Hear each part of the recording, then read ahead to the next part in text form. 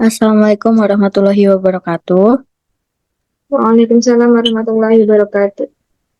Selamat sore yang terhormat Ibu Suci Hasanah selaku dosen mata kuliah KMB dan teman-teman yang saya cintai.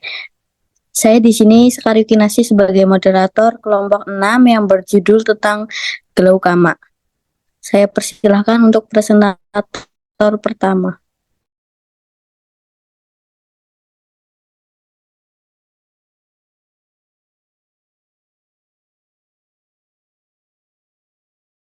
Baik, di sini saya akan menjelaskan apa itu pengertian dari glaukoma. Jadi, glaukoma itu adalah sekelompok gangguan yang ditandai dengan peningkatan tekanan intraokuler atau IOP dan konsekuensinya yaitu ada atrofi saraf optik dan hilangnya lapang pandang perifer. Jadi, glaukoma ini adalah penyebab kedua paling umum hilangnya penglihatan pada orang Kanada. Glaukoma mempengaruhi lebih dari 400 orang Kanada dan 67 juta orang di seluruh Indonesia. Jadi pada faktor resiko ini, glaukoma meliputi riwayat keluarga, usia, miopia, diabetes, dan etnis. Misalnya nih, individu keturunan Afrika lebih mungkin mengembangkan penyakit ini. Dan insiden glaukoma meningkat seiring bertambahnya usia. Kebutaan akibat glaukoma sebagai besar dapat dicegah dengan deteksi dini dan pengobatan yang tepat. Next.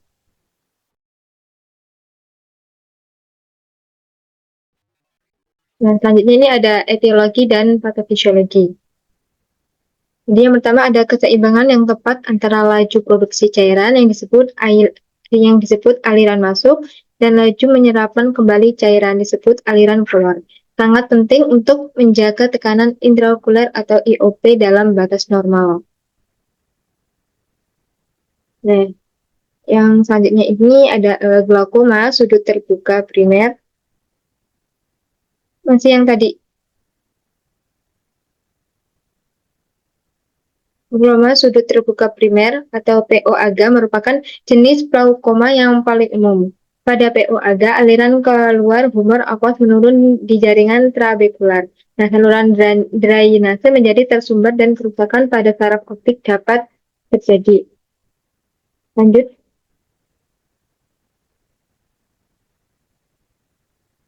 Nah, di sini ada manifestasi klinis.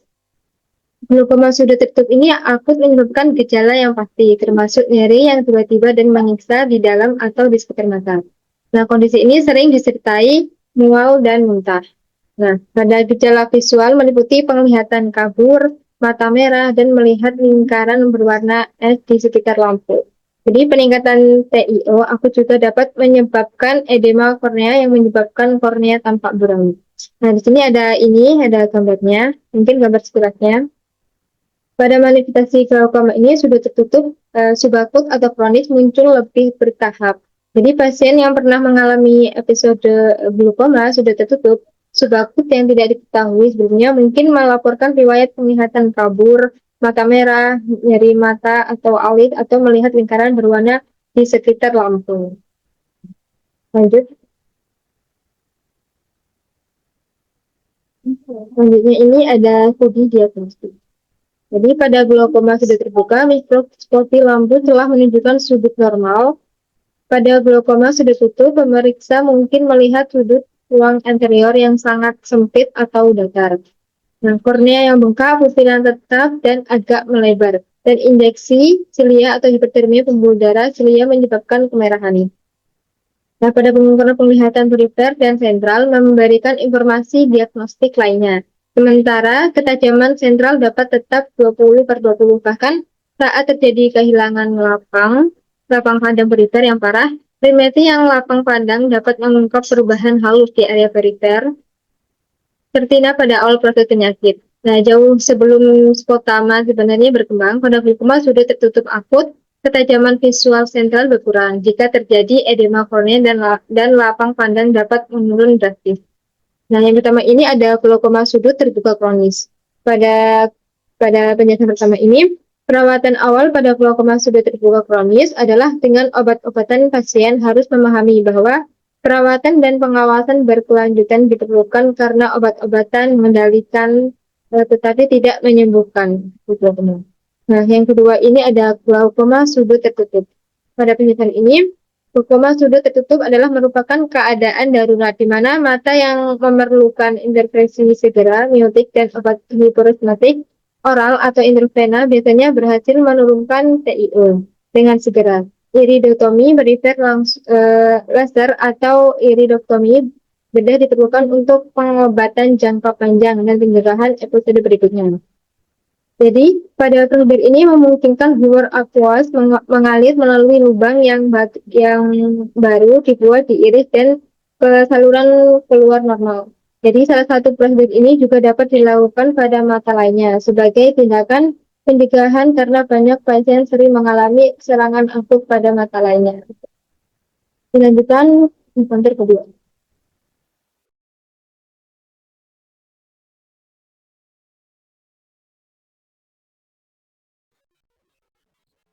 Baik, untuk kasus ASKEP, yang pertama yaitu pengkajian perawatan, yaitu identitas pasien, nama Tuan W, umur 55 tahun, jenis kelamin laki-laki, pendidikan SMA, pekerjaan petani, agama Islam, alamat Karanganyar, tanggal masuk 15 November 2022, diagnosa glaukoma.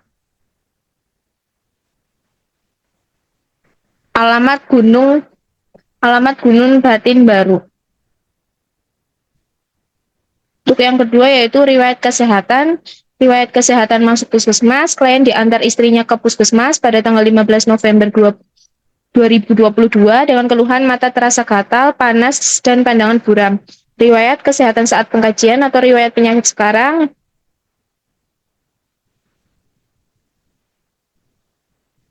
Yang satu, keluhan utama saat pengkajian. Pada saat pengkajian, klien mengatakan mata terasa panas, gatal, dan pandangan terasa buram sudah terjadi sekitar 1 bulan. Yang kedua, riwayat kesehatan lalu, yaitu klien mengatakan tidak memiliki penyakit yang lama, klien tidak pernah kontrol kesehatannya. 3, riwayat kesehatan keluarga, klien dan keluarga, klien mengatakan di keluarganya ada yang mempunyai penyakit sejenis ini. Next.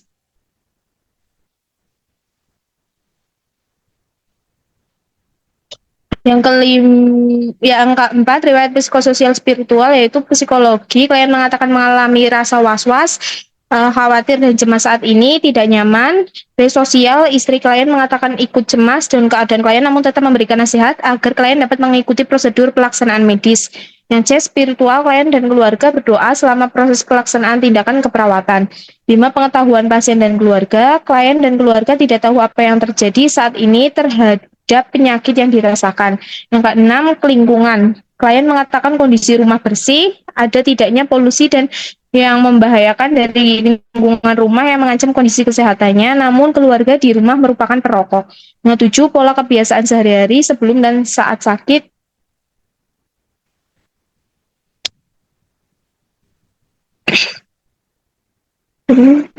Yang 3, pengkajian fisik atau pengkajian fokus. Pengkajian fisik meliputi pemeriksaan umum dan pemeriksaan per sistem. Pertama, pemeriksaan umum. Yang kedua, pemeriksaan fisik per sistem, yaitu meliputi sistem penglihatan, sistem pendengaran, sistem bicara, sistem pernafasan, sistem kardiovaskuler, sistem neurologi, sistem pencernaan, sistem imunologi, sistem endokrin, sistem urogenital, sistem integumen, sistem muskuloskeletal, dan sistem reproduksi. Yang keempat, penata laksanaan medis, terapi obat, operatif, dan lain-lain, yaitu terapi kolaboratif dokter jaga. Yang kedua, penata laksanaan keperawatan saat pengkajian, yaitu periksa TTV, pengkajian keluhan klien, pengkajian pemeriksaan mata, pemberian posisi nyaman pada klien, memonitor TTV, kolaborasi dokter jaga, dan memberikan terapi. Next, untuk analisis datanya, yang ke-1, DS, klien mengatakan nyeri pada bagian mata, klien mengatakan tidak nyaman. DO-nya, klien meringis, skala nyeri 6, klien mengatakan mata terasa panas, klien tampak gelisah, klien tampak menggerakkan bagian yang nyeri. Untuk masalahnya nyeri akut, etiologinya agen cedera fisik. Data yang kedua, DS, klien mengatakan aktivitas dibantu keluarga, klien mengatakan aktivitas terbatas. Untuk DO-nya, aktivitas klien tampak dibantu keluarga, saat makan klien tampak dibantu keluarga, saat duduk klien tampak dibantu keluarga, saat ke kamar mandi klien tampak dibantu keluarga. Untuk masalahnya, intoleransi aktivitas, etiologinya imobilitas. Untuk data yang ketiga, DS-nya, klien mengatakan mata gatal, terasa panas, klien mengatakan pandangan buram, klien mengatakan sudah mengalami ini sejak 1 bulan yang lalu. Untuk DO-nya, mata klien tampak tidak bisa melihat dengan jelas atau kabur, pemeriksaan pada mata klien ukuran pupil 2-4 mili, mata klien tampak mengecil jika terkena cahaya dan melebar jika dijauhkan dengan cahaya. Konjungtiva tidak anemis, mata tampak kemerahan. Untuk masalahnya, gangguan persepsi sensori, dan untuk etiologinya gangguan penglihatan glaukoma. Next. Diagnosa keperawatan, nyeri akut berhubungan dengan agen cedera fisik, intoleransi aktivitas berhubungan dengan imobilitas, gangguan persepsi sensori berhubungan dengan gangguan penglihatan glaukoma.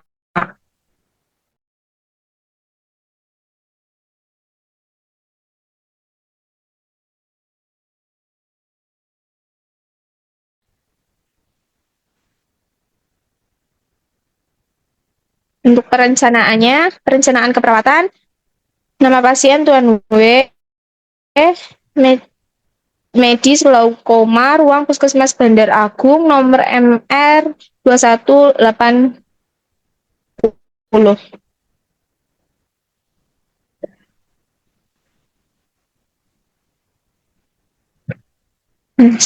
Untuk diagnosa keperawatan, SDKI-nya nyeri akut berhubungan dengan agen cedera fisik. Tujuan SLKI setelah dilakukan tindakan keperawatan 2 kali 24 jam diharapkan nyeri menurun dengan kriteria hasil tingkat nyeri menurun, tingkat cedera menurun. Intervensi untuk psikinya, identifikasi lokasi karakteristik, durasi, frekuensi, kualitas, intensitas nyeri, identifikasi skala nyeri. Berikan teknik non-farmakologis untuk mengurangi rasa nyeri, jelaskan penyebab dan periode dan pemicu nyeri, kolaborasi pemberian analgetik, identifikasi kesiapan dan kemampuan menerima informasi, sediakan materi dan media pendidikan kesehatan, jelaskan tujuan dan manfaat teknik nafas. Untuk yang kedua, intoleransi aktivitas berhubungan dengan imobilitas. Tujuan SLKI-nya setelah dilakukan tindakan keperawatan 2 kali 24 jam, intoleransi aktivitas membaik dengan kriteria hasil, toleransi aktivitas, ambulasi, tingkat keletihan. Intervensinya, identifikasi defisit tingkat aktivitas, identifikasi kemampuan berpartisipasi dalam aktivitas tertentu, fasilitasi pasien dan keluarga dalam menyesuaikan lingkungan untuk mengakomodasi aktivitas yang dipilih. Libatkan keluarga dalam aktivitas, ajarkan cara melakukan aktivitas yang dipilih, identifikasi pengetahuan dan pengalaman aktivitas fisik sebelumnya, identifikasi kemampuan pasien beraktivitas, dan motivasi untuk memulai melanjutkan aktivitas fisik. Yang ketiga, gangguan persepsi sensori berhubungan dengan gangguan penglihatan glaukoma. SLKI-nya setelah dilakukan tindakan keperawatan 2 kali 24 jam, diharapkan masalah dapat teratasi dengan kriteria hasil, fungsi penglihatan meningkat, distorsi sensori menurun, hambatan komunikasi menurun, ketajaman sensori meningkat, perubahan pola perilaku meningkat. Untuk psikinya, kaji ketajaman penglihatan, kaji kenyamanan lingkungan pasien, orientasikan pasien terhadap ruang gawat. Letakkan benda-benda penting di dekat pasien, berikan pencahayaan yang cukup, letakkan alat di tempat yang tetap dan dapat dijangkau oleh pasien. Baik, untuk selanjutnya presentator ketiga. Baik, untuk selanjutnya yaitu implementasi keperawatan. Yang pertama, untuk hari tanggalnya Selasa 15 November 2022 jam 8. Untuk diagnosa yang pertama, nyeri akut berhubungan dengan cedera fisik. Untuk implementasinya, yang pertama ada observasi reaksi nonverbal dari ketidaknyamanan. Yang kedua ada kaji kultur yang mempengaruhi respon nyeri. Yang ketiga ada kurangi faktor presipitasi nyeri. Yang keempat, pilih dan lakukan penanganan nyeri. Yang kelima ada ajarkan teknik non-farmakologi seperti relaksasi nafas dalam. Yang keenam ada berikan analgesik waktu terutama saat nyeri hebat. Yang ketujuh ada tingkat istirahat. Dan yang kedelapan ada evaluasi keefektifan kontrol nyeri. Untuk yang kedua, Selasa 15 November 2022 jam 08.00. Untuk diagnosanya intoleransi aktivitas. Untuk implementasinya, yang pertama identifikasi defisit tingkat aktivitas, yang kedua ada identifikasi kemampuan berpartisipasi dalam aktivitas tertentu, yang ketiga ada fasilitasi pasien dan keluarga dalam menyesuaikan lingkungan untuk mengkomodasi aktivitas yang dipilih. Yang keempat ada libatkan keluarga dalam aktivitas. Yang kelima ajarkan cara melakukan aktivitas yang dipilih. Untuk yang ketiga, Selasa 15 November 2022 jam 10.00. Untuk diagnosanya gangguan persepsi sensori berhubungan dengan gangguan penglihatan. Dan untuk implementasinya yang pertama kaji ketajaman penglihatan, yang kedua kaji kenyamanan lingkungan pasien, yang ketiga orientasikan pasien terhadap ruang rawat, yang keempat letakkan benda-benda penting di dekat pasien, yang kelima berikan pencahayaan yang cukup, dan yang keenam letakkan alat di tempat yang tepat dan dapat dijangkau oleh pasien. Next, untuk evaluasi keperawatannya, yang pertama, Selasa 15 November 2022, jam 09.00 untuk evaluasinya. Untuk subjektif, klien mengatakan nyeri pada bagian mata. Klien mengatakan telah melakukan relaksasi nafas dalam ketika nyeri pada mata. Untuk objektifnya, klien tidak meringis, untuk skala nyerinya 5. Klien mengatakan masih terasa panas dan klien tanpa gelisah. Untuk asesmennya masalah teratasi. Untuk lainnya intervensi dilanjutkan 1, 2, 3. Melakukan pengajian nyeri secara komparatif termasuk lokasi, karakteristik, durasi, frekuensi, kualitas, faktor presipitasi.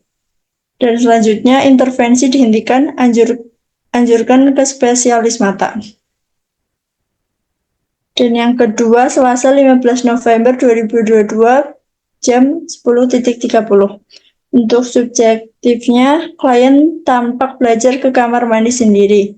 Untuk objektifnya, yang pertama ada klien tampak minum sambil ambil sendiri.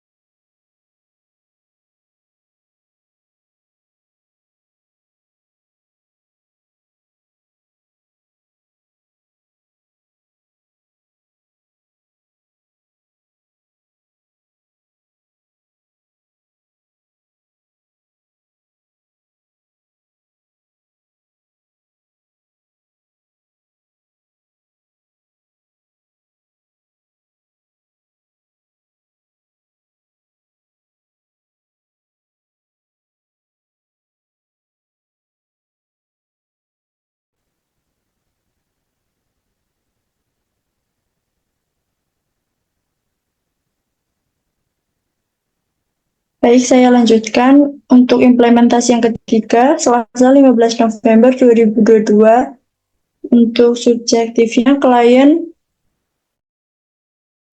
mengatakan pandangan kabur. Klien mengatakan pandangan buram, namun klien tidak merasakan kebingungan karena telah diberikan penjelasan tindakan lanjutan. Kemudian klien mengatakan sudah mengalami ini sejak 3 tahun yang lalu. Untuk objektifnya, yang pertama ada mata klien tanpa tidak bisa melihat dengan jelas atau kabur, mata klien tanpa keabuan pada mata, kemudian pemeriksaan pada mata klien ukuran pupilnya 2-4 mm, kemudian mata klien tampak mengecil jika terkena cahaya dan melebar jika dijauhkan dengan cahaya. Dan untuk yang terakhir, konjungtivanya tidak anemis. Untuk asesmennya masalah teratasi, dan untuk planningnya dihentikan intervensi, anjurkan melakukan pemeriksaan spesialis mata.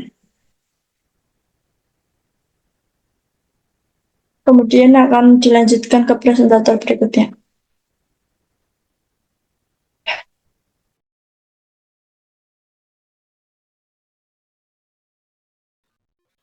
Baik, untuk yang selanjutnya saya akan membahas tentang asuhan keperawatan glaukoma. Untuk yang pertama ada pengkajian keperawatan. Pengkajian merupakan tahap awal yang dilakukan oleh penulis pada tanggal 15 November 2022 dalam pengkajian penulis melakukan pengumpulan data. Data diperoleh dengan menggunakan format pengkajian dan teknik pengumpulan data dan wawancara dengan klien maupun keluarga, observasi dan pemeriksaan fisik. Setelah penulisan melakukan pendekatan untuk menjalin hubungan saling percaya, keluarga TNW dapat menerima kedatangan penulis. Dalam pengajian tidak ditemukan kesulitan dikarenakan keluarga TNW yang kooperatif. Keluarga TNW menjawab semua pertanyaan yang diajukan oleh penulis sehingga mempermudah mendapatkan informasi. Selain itu, penulis terbantu dengan adanya format pengkajian. Pengkajian keperawatan pada Tuan W dilakukan secara menyeluruh dengan mempertimbangkan riwayat kesehatan, kondisi fisik, dan faktor psikososialnya.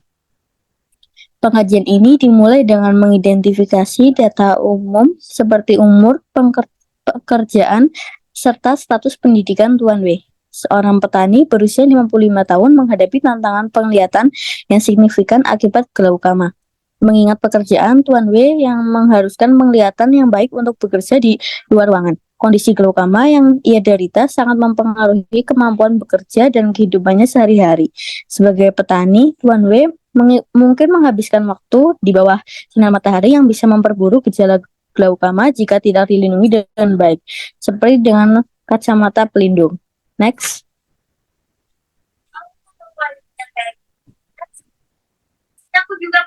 Untuk yang B, diagnosis keperawatan.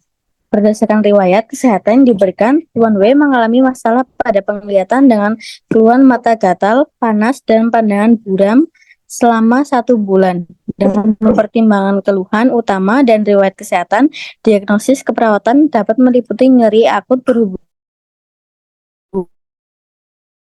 dengan agen cedera fisik, intoleransi aktivitas berhubungan dengan imobilitas, dengan gangguan penglihatan glaukoma. Adapun penjelasan pada masing-masing diagnosa. Untuk yang pertama, nyeri akut berhubungan dengan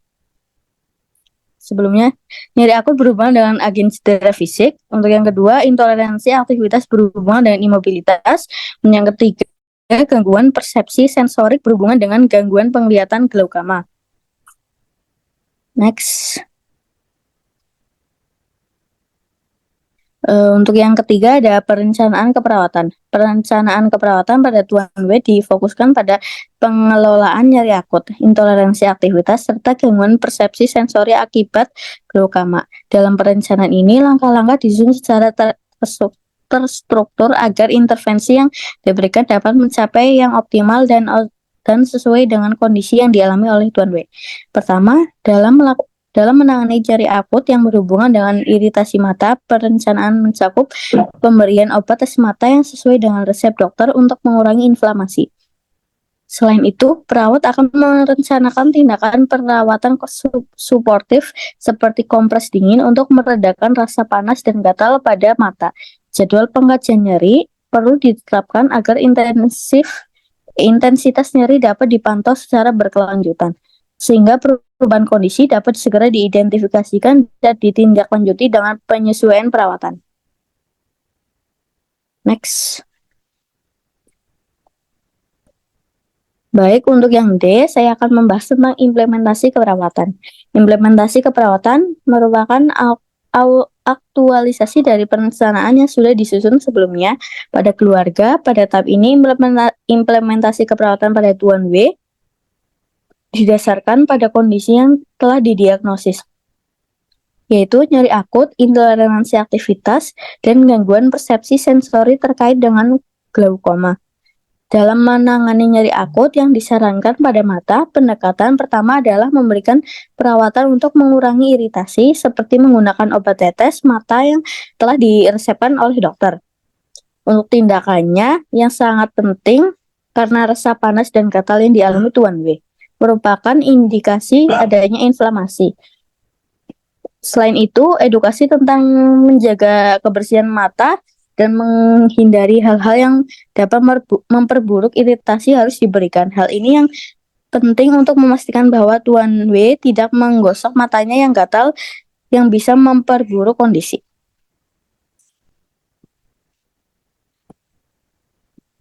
Next. Untuk evaluasi keperawatannya, evaluasi keperawatan pada tuan NW yang masuk pada 15 November 2022 perlu dilakukan untuk menilai efektivitas intervensi yang telah diberikan serta perkembangan kondisi kesehatan.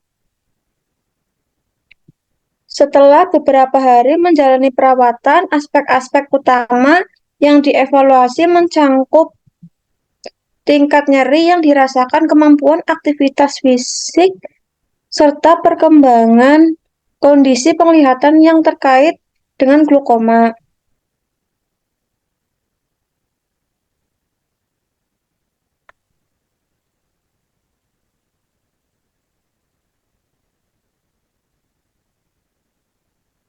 Untuk nyeri akut, evaluasi pertama adalah dengan memantau identitas rasa panas dan gatal pada mata. Diharapkan bahwa dengan memberikan obat tetes mata dan perawatan seperti kompres dingin, gejala iritasi mata berkurang secara signifikan.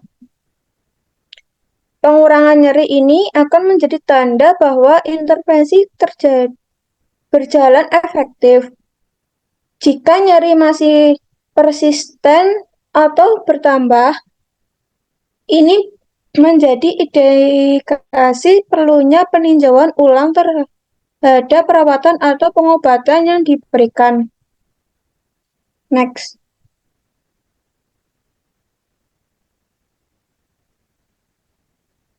Kesimpulannya, loren glaukoma adalah kelompok gangguan yang ditandai dengan peningkatan tekanan intraokuler atau IOP, dan konsekuensinya atrofi saraf optik dan hilangnya lapang pandang perifer.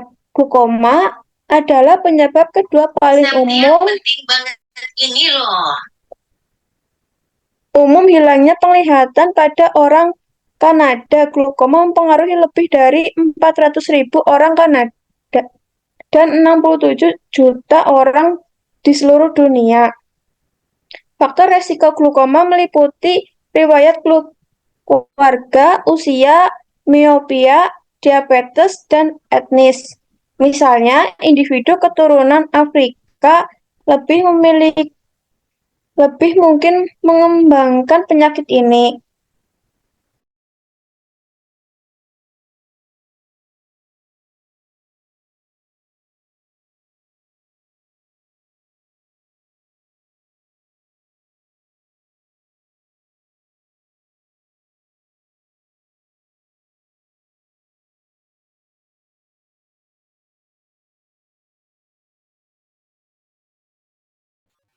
Baik, terima kasih untuk para presentator. Saya selaku moderator pamit undur diri. Apabila ada kata-kata yang salah, sekian. Wassalamualaikum warahmatullahi wabarakatuh. Waalaikumsalam warahmatullahi wabarakatuh.